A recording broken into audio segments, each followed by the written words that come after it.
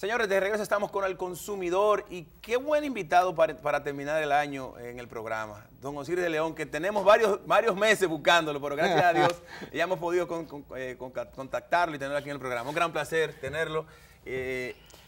Y aprovechar, porque usted es una persona muy difícil de conseguir, ¿eh? Y es por su profesionalidad. Mucha gente los busca, los programas. Gracias. Es muy difícil que usted nos vea, y más cuando suceden acontecimientos climáticos y de temas mundiales también, en lo que se refiere a terremotos y demás, en el cual don Osiris no se ha buscado para ver su parecer, porque es para mi entender, mi humilde entender, es la persona más preparada en esa área en la República Dominicana. Gracias, quizás no tanto así, pero gracias por esa generosidad, Pablo. Yo lo veo así. Te lo agradezco inmensamente de todo corazón. Y le agradezco al pueblo dominicano y a toda la prensa que siempre me da la oportunidad, así como tú me la das hoy, de conversar sobre estos temas que lo único que buscamos tú y yo con esto es llevar un poquito de orientación a la población. Así es, así es. Usted sabe, don Osiris, que este año, no sé, escuchaba un poco el comentario, este año ha sido un año muy movido en lo que se refiere al tema de los temas. La temporada de huracanes fue muy activa. Estamos hablando de 3 huracanes, por lo menos 3 importantes que afectaron y llegaron a categoría 5 en algún momento. Creo que es un récord. No sé si no quisiera equivocarme. 3 huracanes consecutivos. Harvey, Irma y María, uno detrás del otro. Y los 3 pasaron abruptamente de tormenta tropical a huracanes categoría 4 y 5. ¿A qué se debe eso? Cambio climático.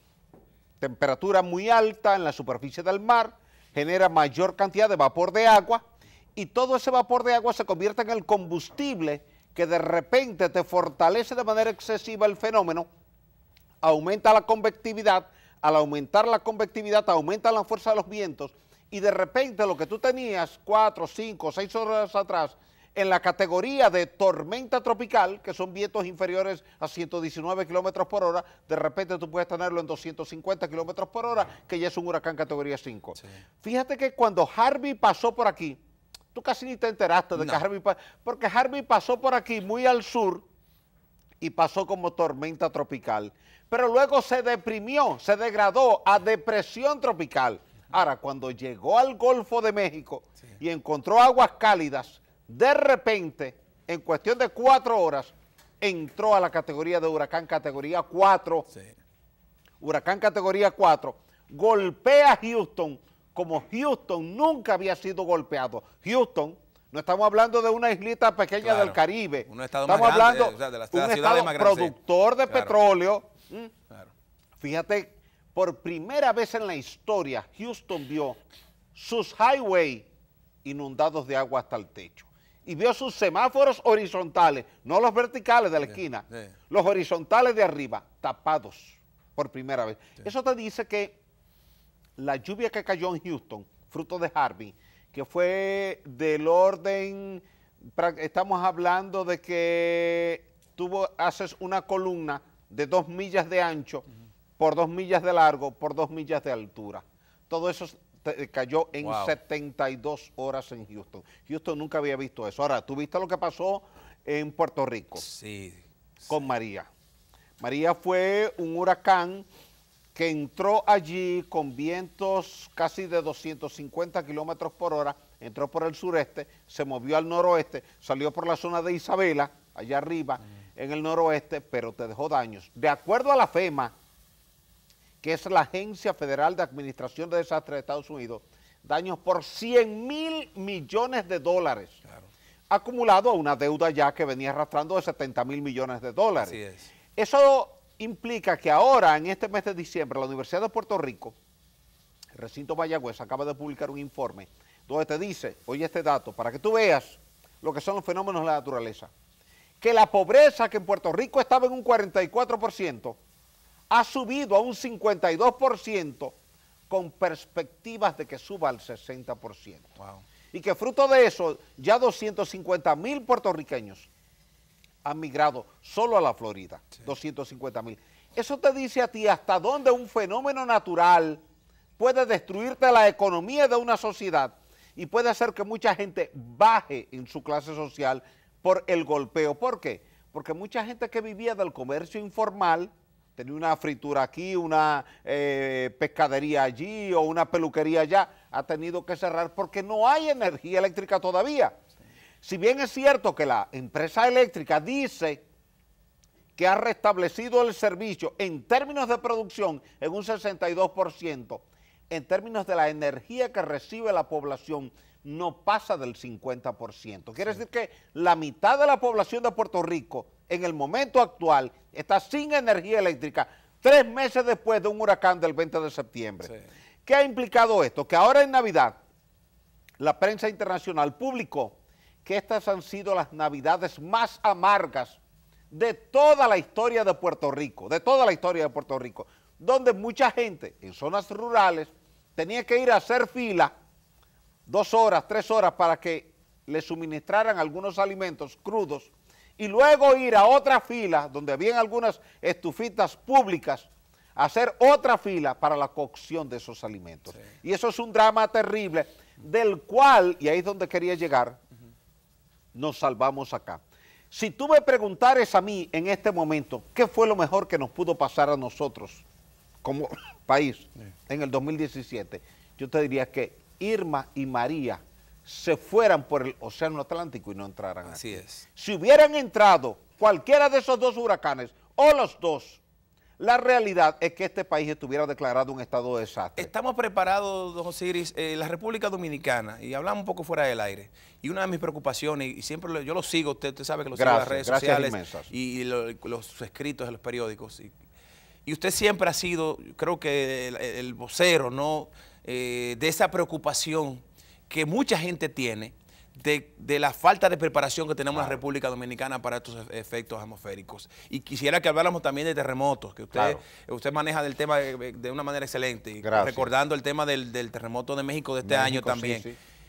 ¿Estamos preparados en la República Dominicana en temas de infraestructura, en temas de medicina, de salud, para un efecto atmosférico de esta magnitud?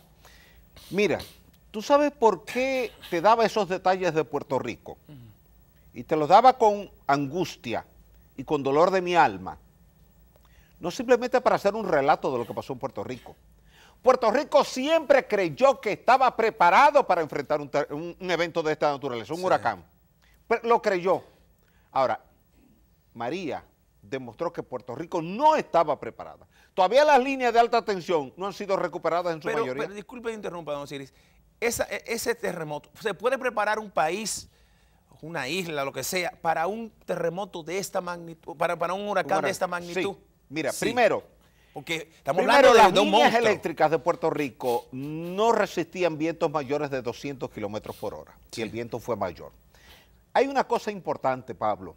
El huracán Patricia, que fue en septiembre del 2015 en la costa occidental de México, en el Pacífico, desarrolló vientos máximos sostenidos de 325 kilómetros por hora y ráfagas de 400 kilómetros por hora. Ya hay una señal de la naturaleza que te dice, prepárate para eso. ¿Qué quiere decir prepárate para eso? Que ahora tú tienes que revisar tus códigos de construcción y que la carga de viento, normalmente la gente piensa en la carga muerta del edificio, que es su propio peso más lo que tenga ahí. No, ahora tú tienes que pensar obligatoriamente en una carga de viento similar a Patricia en el Pacífico o similar a Irma, porque Irma desarrolló vientos máximos sostenidos de 298 kilómetros por hora con ráfagas de hasta 350 kilómetros por hora. Sí. Eso quiere decir que en tu código de construcción ahora tú tienes que incluir carga de viento de 350 kilómetros por hora y nuestras estructuras no están preparadas para eso. ¿Qué pasa? Observa tú en Naco, Piantini, Bellavista, La Julia, La Nacaona, El Mirador, todo es cristalería. Sí. ¿Piensas tú o piensa alguien o puedo pensar yo que alguna de esas cristalerías puede resistir vientos de 300 kilómetros por hora? Jamás. Entonces ahí vendría un desastre. Por eso es necesario que comenzando este año 2018 nos sentemos en la mesa todos a redefinir cómo vamos a ir preparándonos, porque con el cambio climático ahora tú tienes que esperar con más frecuencia eventos meteorológicos tipo Patricia en el Pacífico o tipo Harvey. Irma, María y Harvey. Entonces eso tiene que llevarnos necesariamente a una revisión de todo. Sí. Lo que está en proceso de construcción, revisarlo para aumentar la carga de viento. Y lo que esté a nivel de diseño, revisar por completo el diseño para garantizar que ese diseño resista. Cuando tú ves que en las islas del Caribe, en la zona costera, se fueron los medidores de la fuerza de los vientos, Sí. eso te dice ya Sí. cómo va a pasar Sí. con las construcciones. Sí. Observa lo que pasó en Dominica. ¿Viste la destrucción que Así hubo en es, Dominica? Así es, total. Total. Total. Ahí no, creo que no quedó nadie. No quedó nada. No quedó nadie. Ni nadie. O sea, todo el No, mundo no quedó salió. nada, Sí, destruido. Sí, sí, sí. ¿Viste lo que pasó en Barbuda? Igual. Fíjate que por primera vez en la historia, tú ves que el Banco Mundial te publica ahora, y como publicó en octubre, una alerta para todas las islas del Caribe en relación a los fenómenos de la naturaleza. Dice, cada año al menos una isla del Caribe va a ser destruida por un fenómeno de la naturaleza.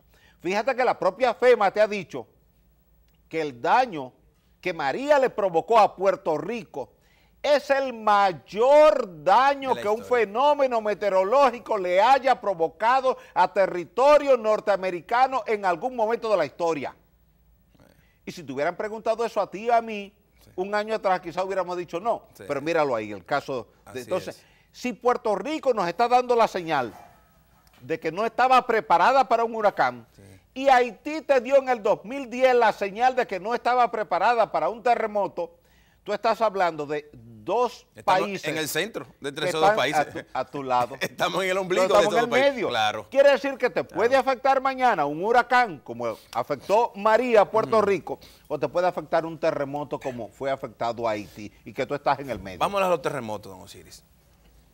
Veo México, y hablaba también con usted fuera del aire. México sufrió un terremoto de 8... No, fue 7.1. Fue 7.1, sí, Sí. 7.1, pero muchas viviendas se Mucho destruyeron, mucho daño, en un área específica localizada. Sí. Y hago esa énfasis. La es zona decir, blanda del para que antiguo usted- lago Texcoco.